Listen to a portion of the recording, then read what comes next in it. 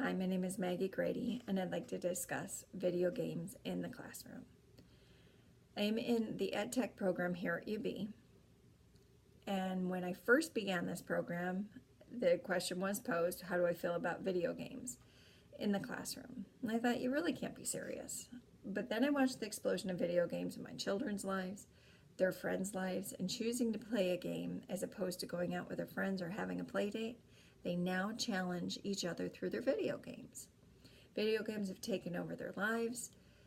They obviously find them engaging and fun. Why else would they be spending so much time playing the games? As Dr. Judy Willison quoted in the Zuckerman video for TED Talks, entitled Gamification, games are wired to produce pleasure. The motivation to persevere in games is the brain seeking another surge of dopamine, or the fuel of intrinsic reinforcement. Last semester I took a class, LAI 683. It was instructional design for the older adolescent and adult. We discussed intrinsic and extrinsic motivation.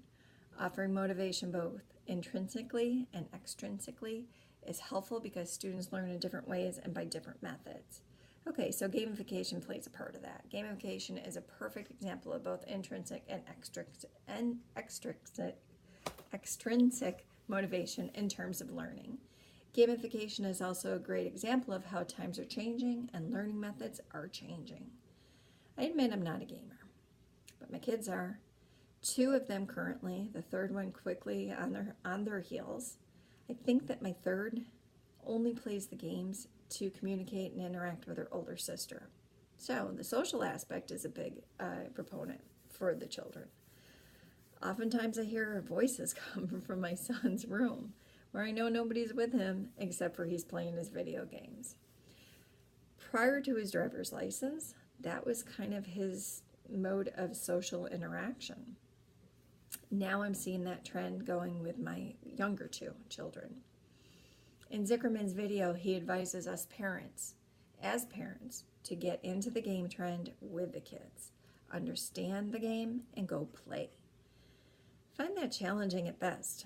As I mentioned, I'm not a gamer, but I'd give it a try, just so I can communicate with those kids and not see the top of their heads.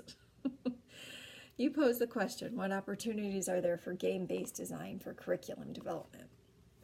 I'm a new instructional designer, and I'm always looking for ways to engage the student.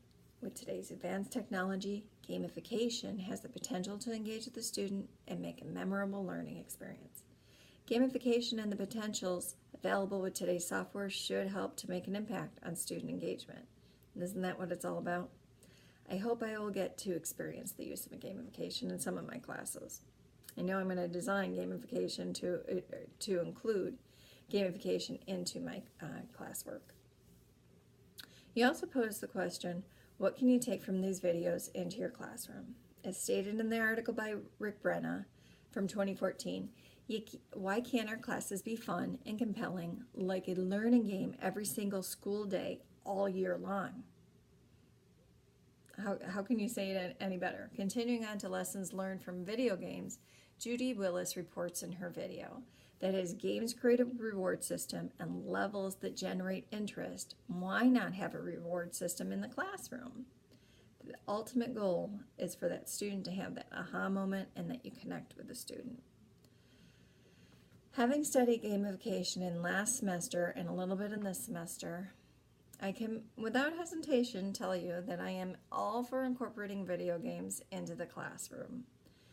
Anything that engages the student and reaches them is the ultimate goal.